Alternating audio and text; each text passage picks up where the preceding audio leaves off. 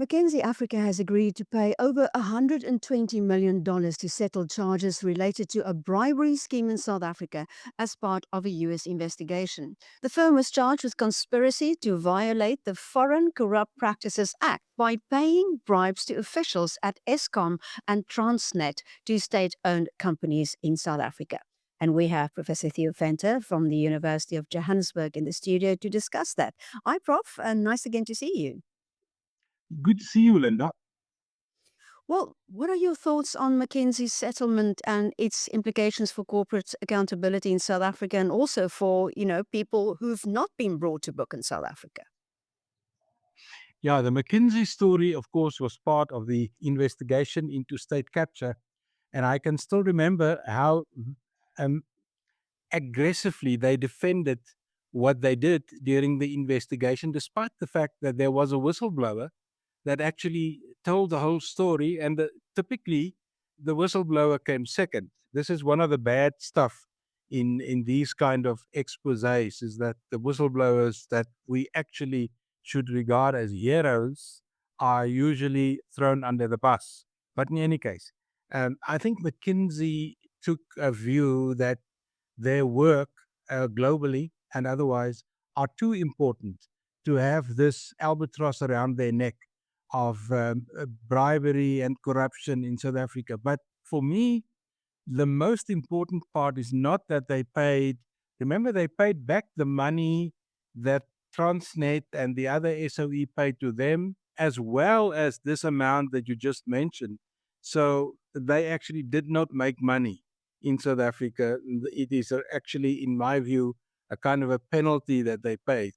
But when state capture emerged, when there was still hush hush mentioned about, let's call it broad institutional corruption in South Africa under the presidency of Jacob Zuma, because that's really what we're talking about. And it is my information that two or three of the commercial banks in South Africa were informed by the Americans that an Indian company, and we now know it's the Guptas, was using American financial systems to wash South African transactions and then to bring the money back to South Africa when we didn't do anything about it. Now, lately in the state capture investigation, certain of the commercial banks were mentioned. And Nedbank is one that I can remember, and I think ABSA was mentioned, and so on and so on. And so the Americans pointed that out for us to respond to. And the second thing, where the American system that works against anti-corruption, was when the ANC investment company called Chancellor House made an agreement with Hitachi on very important aspects of the Medupi power station.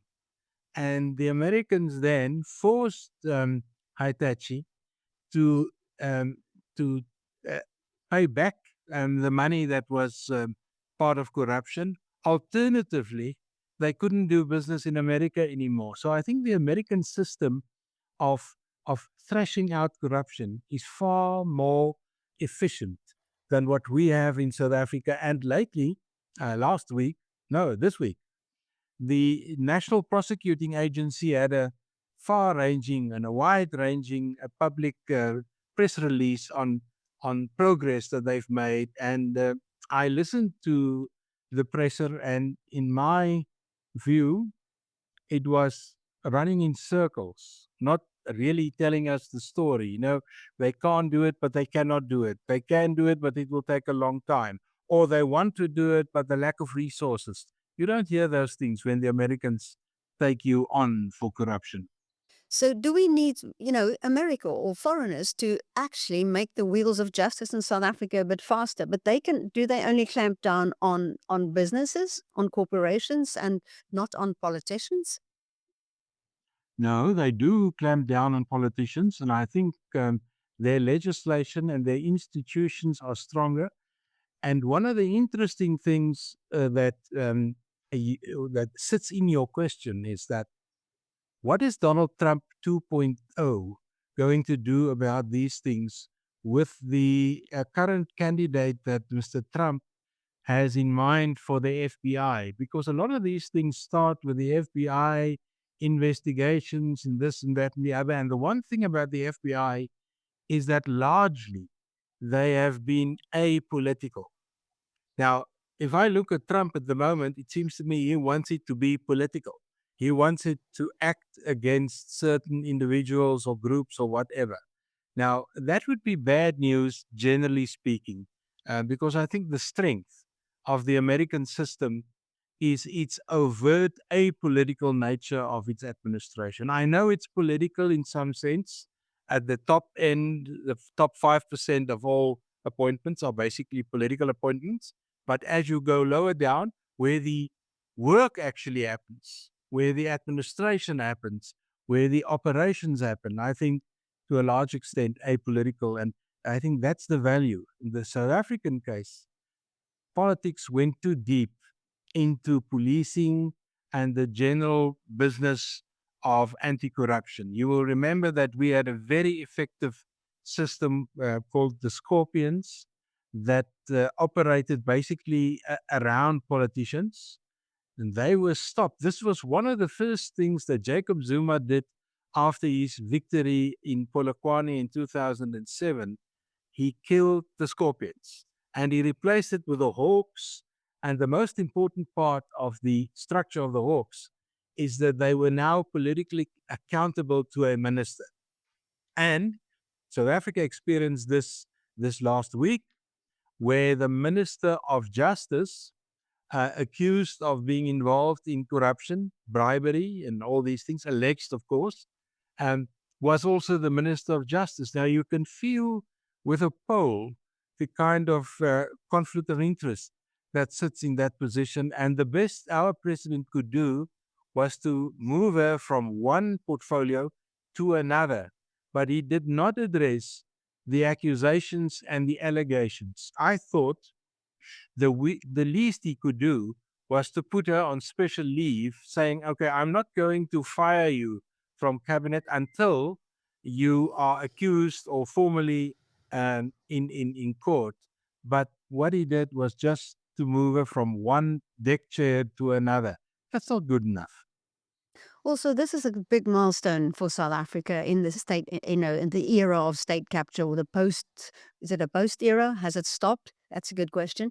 Where is South Africa now? I mean, how many years has it been? And the wheels of justice is so slow. Has South Africa made progress in rooting out corruption? Okay. I mentioned earlier on that this started in the Jacob Zuma era.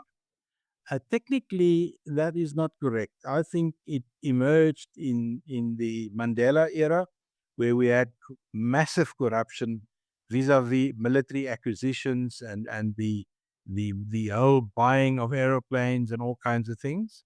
It continued at a lower level in the Mbeki era. Then in Zuma, it really peaked, and the fact that it is institutional corruption, and if I can use the term um, by Osamuglu and Robinson, remember their book got the Nobel Prize about a month or two ago. The book Why Nations Fail. They talk about extractive politics and constructive politics. Now, the ANC is a textbook example of extractive politics. In other words, you take more out of the system than what you put back.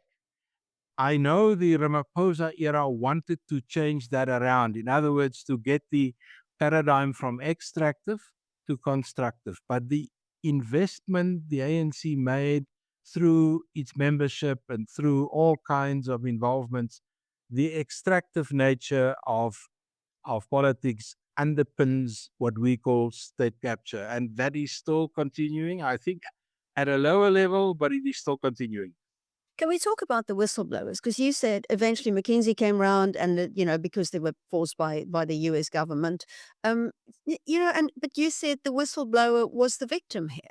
I'm thinking of whistleblowers in the medical field, in the hospitals in Gauteng, in Eskom, and very few of them succeeded beyond the era that they worked in. Some were assassinated, um, some were kicked out, and really the difficulty of a whistleblower, despite the fact that we've got good legislation that protects whistleblowers, but in general, if you left or you kicked out of your job due to whistleblowing, um, try and get a job at another company. You now have an albatross around your neck called a whistleblower. Now everybody is scared that you will do similar things.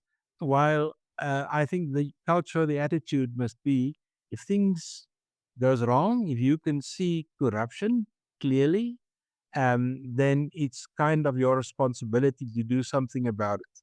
And we're not yet there. Professor Theo Venter, thank you so much. My pleasure.